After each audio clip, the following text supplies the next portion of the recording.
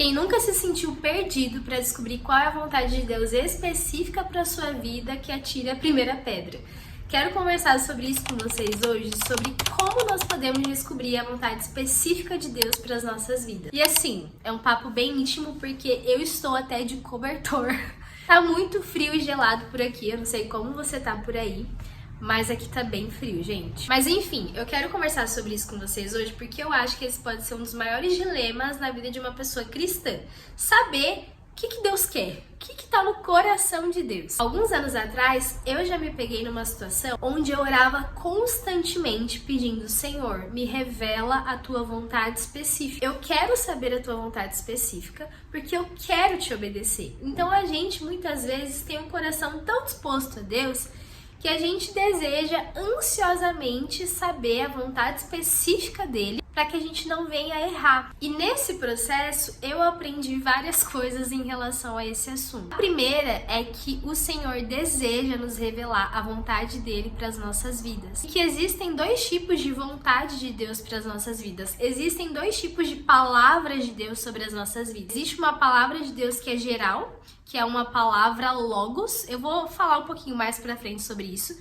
E existe uma palavra de Deus específica sobre as nossas vidas, que é uma palavra rema. E a palavra rema de Deus é uma palavra diretamente para as nossas vidas, que não necessariamente nós conseguimos encontrar ali nas escrituras, mas Deus pode te dar uma palavra rema específica através de um versículo, através de um texto e de várias outras formas. E nesse processo eu entendi que nós já temos a palavra logos de Deus. Nós temos a Bíblia. Então sempre que a gente estiver na dúvida para entender qual é a vontade de Deus, primeiro nós precisamos olhar nas escrituras. E olhando para as escrituras, a gente já elimina muitas coisas. Por exemplo, você está em dúvida em relação a entrar em relacionamento. Nas escrituras nós já temos princípios bíblicos do que é a vontade de Deus para um relacionamento das nossas vidas. Exemplo do julgo desigual. Nas escrituras existe uma recomendação para que a gente se case com pessoas que têm uma fé igual a nossa. Então, quando eu olho para essa palavra de Deus, eu elimino muitas possibilidades. Agora, quando eu estou orando ao Senhor em relação a algo específico, tá, Senhor, eu já encontrei uma pessoa que quando eu olho para as escrituras, ela se enquadra em todos os princípios da escritura. Mas, Senhor, eu quero saber, será que essa pessoa em específica, que já se enquadra nas escrituras, é a pessoa de Deus para minha vida?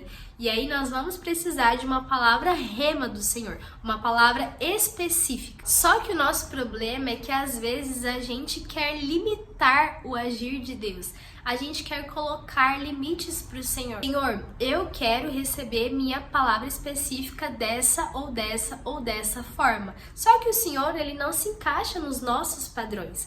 E vão ter momentos que nós desejamos uma palavra rema de Deus para que a gente venha tomar as nossas decisões conforme aquilo que ele nos disse, para que a gente não erre. Só que Deus é um Deus que permite que eu e você tomemos decisões. Então, nem para todas as coisas o Senhor vai mandar um anjo do céu com uma palavra rema para sua vida, porque em muitos momentos o Senhor espera que você tome a sua decisão. E isso é algo que o Espírito Santo já tratou muito no meu coração lá no passado. Tinha uma época que eu tinha muito medo de tomar decisões, e para cada decisão que eu via na minha frente, eu orava, eu jejuava, eu lia a Bíblia e eu me recusava a dar o passo enquanto o Senhor não me desse uma palavra específica. Só que eu estava errada. Eu aprendi isso a partir da história de Paulo. Paulo, ele foi um homem que ele foi encontrado por Jesus e a vida dele foi radicalmente transformada. Então ele foi enviado pelo Senhor para pregar o evangelho. Em um momento no Novo Testamento nós vemos Paulo em algum momento orando a Deus, pedindo confirmações a Deus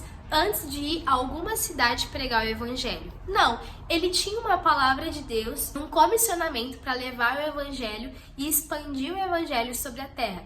E Paulo ia indo pelas cidades e pregava o evangelho, porque ele estava em obediência a um chamado do Senhor que falou: vá pelas nações e pregue o evangelho. Entretanto, porque Paulo tinha um relacionamento com Deus, em um momento ele ia pregar na província da Ásia. E a Bíblia fala, em Atos 16, que o Espírito do Senhor o impediu de ir para a Ásia e ele teve um sonho, e nesse sonho o homem dizia para ele: passe pela Macedônia. E então Paulo teve o discernimento no Espírito para mudar a rota dele e então ir para a Macedônia. E o Espírito Santo ministrou muito isso ao meu coração, porque às vezes nós queremos tanto saber a vontade específica de Deus, simplesmente porque eu e você temos medo de tomar as nossas próprias decisões. Mas nós precisamos confiar de que Deus é o nosso Pai. Ele é o primeiro que deseja revelar a vontade específica dele para as nossas vidas. Então, se nós temos buscado ao Senhor uma vida de oração, de jejum, de leitura da palavra, é certo que ele vai nos guiar. Só que isso não nos isenta das decisões que nós precisamos tomar. Bom, dito tudo isso, existem sim alguns sinais que podem nos auxiliar para a gente discernir a vontade específica de Deus para as nossas vidas e saber se a gente tem de fato um sinal verde para prosseguir naquilo que a gente está pensando ou não. E eu quero dar aqui 4 pontos práticos sobre isso. O primeiro ponto prático é através das Escrituras. Sim, se nós queremos saber a vontade de Deus, gente, a gente precisa ler a Bíblia. Não tem muito segredo, sabe? E eu vou ser bem sincera, tem uma coisa que acontece, graças a Deus eu acredito que não é com tanta frequência, mas que a gente consegue observar dentro da igreja, é que existem pessoas que preferem ouvir a voz de Deus por meio de terceiros do que através do próprio Espírito de Deus. Já parou para pensar que quando nós lemos as Escrituras, a Bíblia é um livro vivo? Quando nós lemos a Bíblia, nós estamos ali com o Espírito Santo. Por isso que é importante também a gente orar antes de ler a Bíblia. Só um adendo. Mas é o próprio Espírito de Deus que usa aquelas letras para falar o nosso espírito, aquilo que está no coração de Deus. As maiores revelações que eu já tive do Senhor, os maiores direcionamentos, foram momentos que eu estava lendo as Escrituras. Às vezes um versículo salta e aquilo vira uma palavra específica de Deus para a sua vida. E além ainda das palavras específicas, se eu entendo as Escrituras, se eu leio as Escrituras, eu conheço os princípios de Deus. E certamente esses princípios vão me levar a uma revelação da vontade de Deus para minha vida. Então, se você quer ser uma pessoa com maior sensibilidade para entender qual é a vontade de Deus para sua vida, a leitura da Bíblia precisa fazer parte do seu cotidiano. E caso você não tenha o hábito de ler a Bíblia, comece aos poucos, comece escutando a Bíblia. A gente tem podcasts com áudio da Bíblia, a gente tem devocionais que podem também te ajudar nesse processo, assim. Enfim, leia a Bíblia. O segundo ponto é através da oração. Quando eu falo oração aqui, eu tô falando sobre uma conversa com Deus, sabe? Às vezes a gente para pra orar e a gente mais fala do que escuta. Já parou pra pensar nisso? A gente chega diante de Deus, fala, e quando não tem mais assunto, amém, glória a Deus, até mais. Mas a gente precisa simplesmente parar e ouvir o Senhor, escutar o que Ele tá nos dizendo. Teve outro período também da minha vida, é legal porque eu trago esses assuntos e aí eu vou lembrando das épocas que eu passei com o Senhor, que eu ainda passo, enfim. Aí é legal que eu trago os testemunhos. Mas teve um momento, e eu acho que foi o mesmo momento, inclusive, que eu compartilhei antes. Eu tinha uma palavra de Deus, eu tinha uma promessa de Deus e eu orava constantemente ao Senhor: Senhor, como eu vou alcançar essa promessa? Como eu vou chegar nesse lugar? E eu tava tão inquieta, porque eu tava com medo de tomar decisões erradas, decisões que me afastassem dessa promessa. E por muito tempo, Deus ficou em silêncio em relação a essa promessa. Ele não me falava mais nada. E eu percebi que eu estava indo ao Senhor, nas minhas orações, sempre falando demais. E aí um dia eu decidi me aquietar e eu falei: Senhor, eu vou ficar em silêncio, fala comigo. E ele me disse o seguinte: filha, eu não tenho estado em silêncio com você.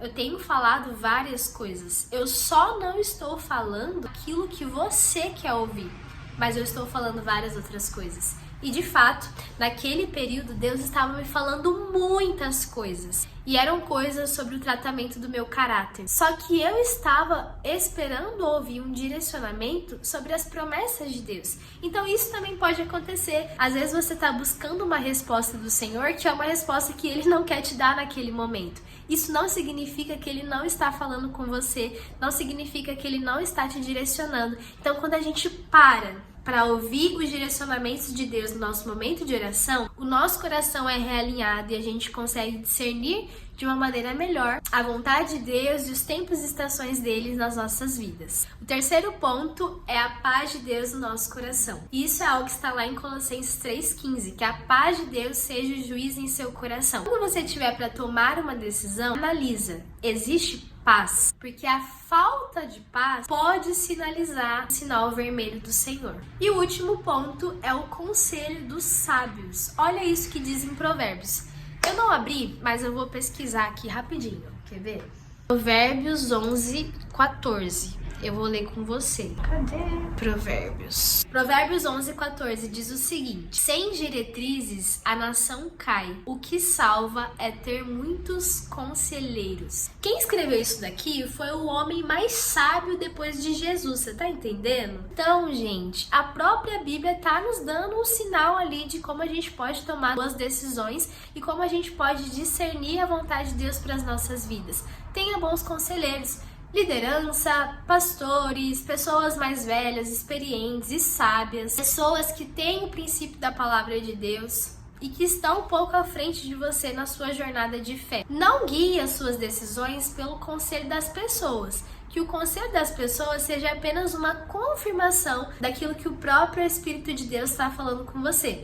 Mas Deus pode sim trazer uma clareza da vontade dele para a sua vida através de conselho de pessoas sábias. Bom, esse foi o vídeo de hoje. Eu espero de verdade que esse vídeo tenha contribuído para a sua vida, tenha edificado a sua fé. Curte aqui esse vídeo se você gostou, também envia para um amigo, envia para mais pessoas, se inscreve no canal e eu te vejo aqui no próximo vídeo. Tchau, tchau!